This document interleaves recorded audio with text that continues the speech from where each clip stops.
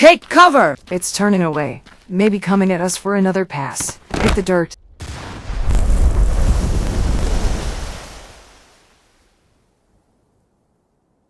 What? What was that noise? An explosion? Whatever it was, it attracted its attention. It's no longer chasing us. For now. We're almost to Charleston. I can see the outskirts of what's left. We need to cross that to reach the HalluciGen plant. Where we could head north and back to the manor. We already have what we came for. If that scorched beast comes back, I'd rather try and lose it among the city rubble. More places to hide. I don't want to accidentally bring it to the manor.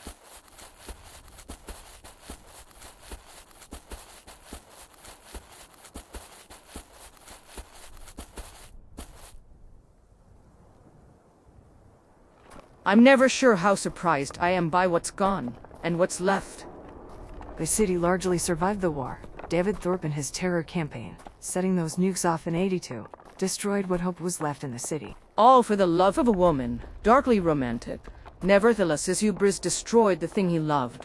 Tragic irony. But he apparently really loved her, and she thought the world of him.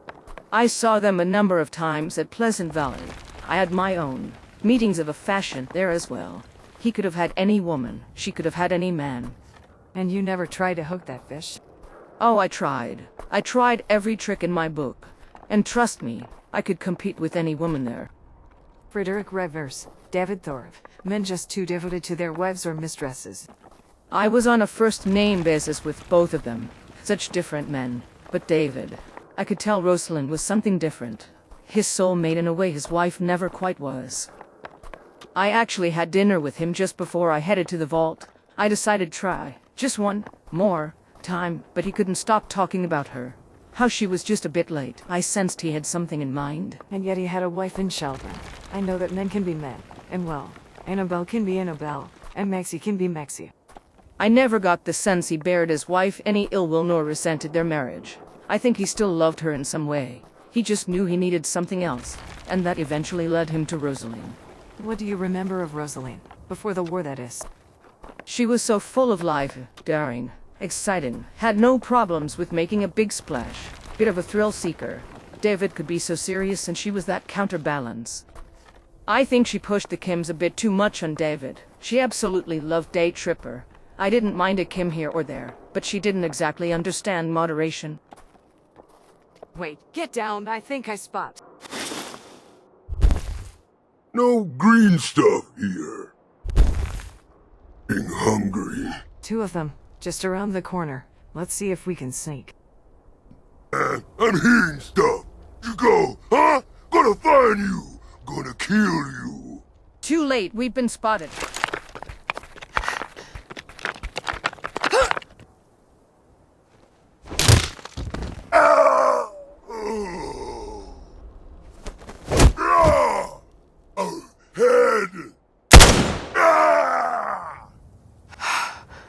You okay there, Belit? I'll be fine, just a bit winded. You weren't exactly subtle. You just ran up to 2 super mutants. Luckily, I got my shot off before it returned the favor. We should get going. I can see the cooling towers from here. Maybe we'll cross that bridge just over there. That could have easily gone. But it didn't. I had the situation under control even if you weren't here. You were gone there, for a minute. Just completely focused on the kill. Not the first time either. And what's so wrong with that?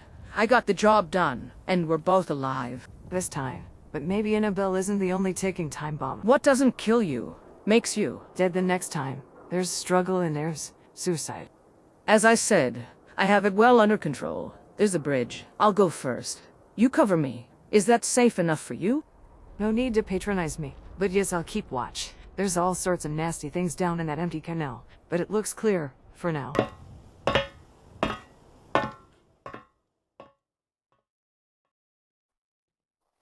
Maxie thinks we can get the plant somewhat operational, at least for a while. Told me he spent an entire day touring it, clearing the scorch out. Probably just wants to power his industrial strength hairdryer. I think I can spot the army checkpoint up ahead. Yep, I see an APC right over there.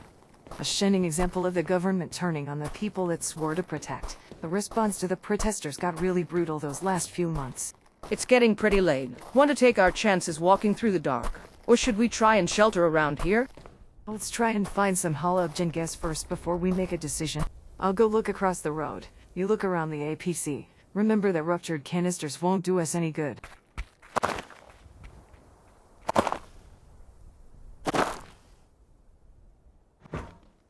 Let's see if I can find anything in here. Wouldn't make a bad tiny shelter for two, but wouldn't want to get trapped in here.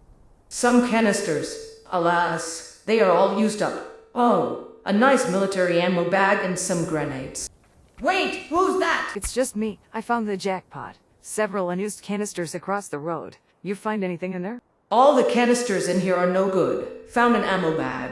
That's some ballistic fiber. And a couple of grenades. You think this would work for a shelter? Put a small campfire out in front. There's just enough room for us both to stretch out on either bench. I wouldn't want to get trapped in here, but I like it better than that utility shed over in the electrical yard. It is definitely cozy in here. Mexi mentioned trying to get some of these old military vehicles working again. Naturally, after his industrial strength hairdryer, he'd want a military parade in his honor. I'll look for some firewood before it starts getting dark. You stay here. If you hear gunfire, assume there's been a complication.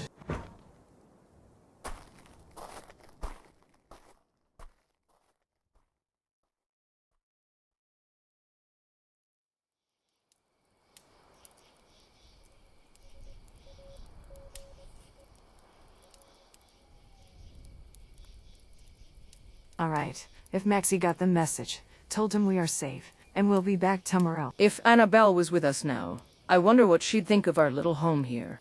She's not a fan of confined spaces. She'd probably want to sleep just outside by the fire. I never knew that about her.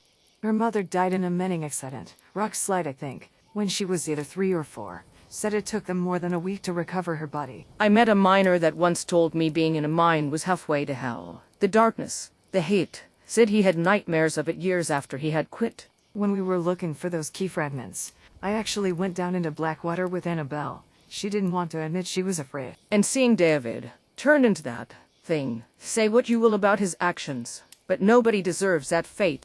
They had a few years where it could have all been turned around, but once he went crazy with those nukes, it sealed everybody's eventual fate. And then when I found Rosalind, or what was left of her, those mugshot photos, I could barely recognize her. She looked so tribal, like something out of Grognak. It didn't excuse what they had become, preying on people who were just trying to survive. I know, but David Thorpe was all about being on the top of the food chain, and that wasn't going to change with the end of the world. I worry about when somebody decides to continue where David started, a new raider boss to prey on what we are trying to build. It will happen, eventually. Maniac is poised to return to his pre-war life, but he needs people, and confidence in his leadership abilities is currently lacking.